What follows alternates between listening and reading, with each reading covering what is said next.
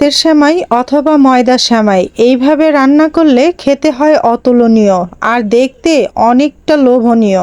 আর এইটা রান্না করা অনেকটা সহজ এবং অল্প সময়ে রান্না করা যায়।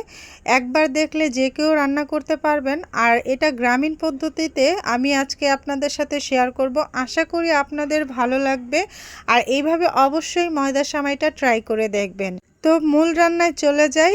যদি পুরো ভিডিওটা দেখতে চান তাহলে স্কিপ করবেন না। আসসালামু আলাইকুম, আবারও ওয়েলকাম জানাচ্ছি নতুন একটা ভিডিও দেখার জন্য। আজকে আপনাদের দেখাবো হাতের তৈরি ময়দার সেমাই। আর এটা হাতে তৈরি সত্যি, কিন্তু তাও মেশিন দিয়ে নিজ হাতে তৈরি এই ময়দার সেমাইটা খেতে কিন্তু অতুলনীয়। আর এটা নিজেরাই তৈরি করা, কিন্তু মেশিনের সাহায্যে। কারণ এখন হাতে তৈরি করা জিনিসগুলো খুব একটা দেখা যায় না, আর অতটা সময় করে কেউ করেও না। তো যাই হোক, এই সময়গুলো কিন্তু খেতে অসম্ভব মজা হয়। তো এটা কীভাবে আজকে রান্না করলে দ্রুত রান্না করা যায় আর অধিক স্বাদে রান্না করা যায়, তাও আবার গ্রাম্য পরিবেশে, সেটাই আপনাদের সাথে শেয়ার করব। তা আমি যেভাবে এই সেমাইটা রান্না করি সেভাবেই আজকে তৈরি করব। আর এই তৈরি করার জন্য কিন্তু এখানে আমি 1 লিটার দুধ নিয়েছি। এটা আগে থেকে জাল করা আছে। আর এখানে আমি 3টে এলাচ, 3টে দারচিনি দিয়ে দিয়েছি। এটা দিয়ে আমি জাল করব। আর তার সাথে দিচ্ছি 2টা তেজপাতা। মশলা অতটা না দিলেও চলে, খুব অল্প মশলা, হালকা গ্রানেও কিন্তু খুবই ভালো লাগে। আর আমি সেমাইতে খুব বেশি একটা মশলা দেওয়া পছন্দ করি না, তো অল্প মশলাতেই কিন্তু অনেক সুন্দর গ্রান আসে। তো এবার আমি দিয়ে দিচ্ছি পরিমাণ মতো চিনিটা আপনারা যে যেমন খাবেন সেরকম করেই দিবেন। আর তার সাথে দিয়ে দিচ্ছি লবণ। চিনিতে লবণ না দিলে মিষ্টিটা ঠিকঠাক হয় না, এটা আমার মন্তব্য। আপনাদের ইচ্ছা না হলে লবণটা স্কিপ করতে পারেন। এবার ভালো করে এটাকে বলক তুলে নেব। প্রায় 10 থেকে 15 মিনিটের মতো জাল করে নেব, কারণ এটা ভালো করে কিন্তু জাল করে নিতে হবে। আর যেহেতু এটা আগে থেকে ভালো করে জাল করা ছিল, তো আমি পরবর্তীতে অত একটা জাল করিনি। বলক আসার পরেই সমস্ত উপকরণগুলো আস্তে আস্তে দিয়ে দিয়েছি। তো যাই হোক, এইভাবে করে কিন্তু আমি যে দুধটা ভালো করে বলক আনিয়ে নিয়েছি। আর দুধটা বলক আসার পর কিন্তু এই যে আমি কিশমিশও দিয়ে দিয়েছি। আর কিশমিশটা আগে দেওয়ার কারণ হলো এটা ফুলে একদম ডাবল হয়ে যাবে, খেতে কিন্তু বেশ ভালো লাগে আমার কাছে, তাই আমি দিয়ে দিয়েছি। তো এখন আমি দিয়ে দেব, এটা কিন্তু জাল হয়ে গেছে। এখন আমি ময়দার সেমাইগুলোকে কিন্তু ভালো করে ধুয়ে আমি এটার মধ্যে দিয়ে দেব। তো এই তো দেখুন, বলকটা কিন্তু পুরোপুরি এসেছে। আর এই ময়দার সেমাইগুলোকে এখন একটু ধুয়ে দিতে হবে, কারণ এর উপরে কিন্তু আগলা অনেক ময়দা লেগে থাকে। এটা সহকারে দিলে অতি তাড়াতাড়ি অনেক বেশি গাঢ় হয়ে যাবে, খেতে ভালো লাগে না। আর এটা ধুয়ে দিলে এটা কিন্তু খুব ভালো পরিষ্কার হয় আর ফ্রেশ থাকে। আপনারা চাইলে কিন্তু এটাকে একটু হালকা টেলেও দিতে পারেন, এতে করে এটার ঘ্রাণ আরও বেশি সুন্দর আসে। তবে আমি টেলে এটা করে নিই, এটা আমি সরাসরি রান্না করে নিয়েছি। এতেও কিন্তু খেতে কম ভালো লাগে না, অনেক ভালো লাগে।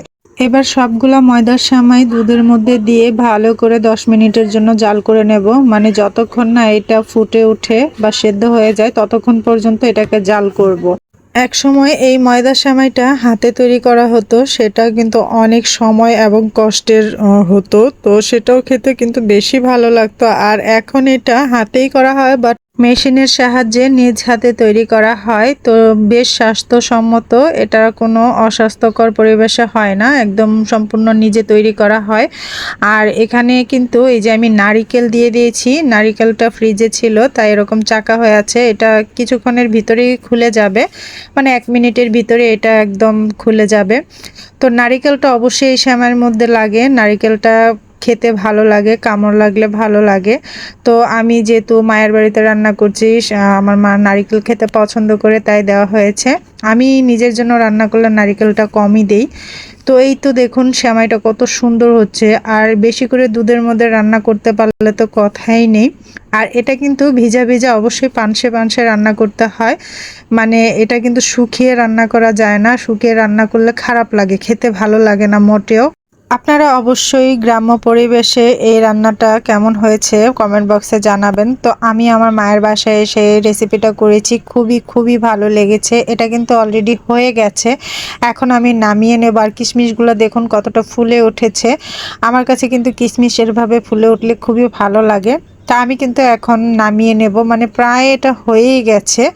তো এভাবে করে আপনারা রান্না করে খেয়ে দেখবেন, মানে একদম অমৃত লাগবে, খুবই ভালো লাগবে। ওটা খুব বেশি গাঢ় করে নামাবেন না, তাহলে একদম চাকা চাকা দলা পেকে যাবে, সেটা কিন্তু খেতে মোটেও ভালো লাগবে না। তো এই দেখুন আমি একটা বোলের মধ্যে ঢেলে নিচ্ছি। একদম দুধে ভরপুর সেমাইগুলো কি সুন্দর দেখাচ্ছে, এটা কিন্তু আরও একটু টেনে যাবে। তো আজকের এই ময়দা সেমাই রেসিপিটা বা হাতের সেমাই রেসিপিটা কেমন হয়েছে অবশ্যই কমেন্ট বক্সে জানিয়ে যাবেন। আর এইভাবে করে একবার হলেও ঘরে ট্রাই করবেন। আর এইভাবে করে রান্না করলে কিন্তু সত্যি অমৃত লাগে। ওইভাবে করে রান্না করে খেয়ে দেখবেন, সত্যি মেহমানদের জন্য এটা পারফেক্ট একটা সেমাই রেসিপি হবে। তো আমাদের দেশের বাড়িতে দেশের খাঁটি গরুর দুধ দিয়ে এটা তৈরি করা, আর খাঁটি গরুর দুধ দিয়ে তৈরি করা জিনিসটা আরও বেশি ভালো লাগে খেতে। আপনারা অবশ্যই এটা গরুর দুধ দিয়ে তৈরি করে খেয়ে দেখবেন। আর এটা যে কতটা লোভনীয় হয়েছে এটা নিশ্চয়ই দেখে আপনারা বুঝতে পারছেন। তো বন্ধুরা আজকে এই পর্যন্তই, আবারও নতুন কোনো ভিডিও নিয়ে নতুন কোনো রেসিপি নিয়ে আপনাদের সাথে হাজির হব। ততক্ষণ পর্যন্ত সবাই ভালো থাকবেন, সুস্থ থাকবেন, আর নিয়মিত আমার ভিডিওগুলো দেখবেন। যদি ভালো লাগে অবশ্যই সাবস্ক্রাইব করে আমার চ্যানেলের পাশে থেকে যাবেন। আল্লাহ হাফেজ, আসসালামু আলাইকুম।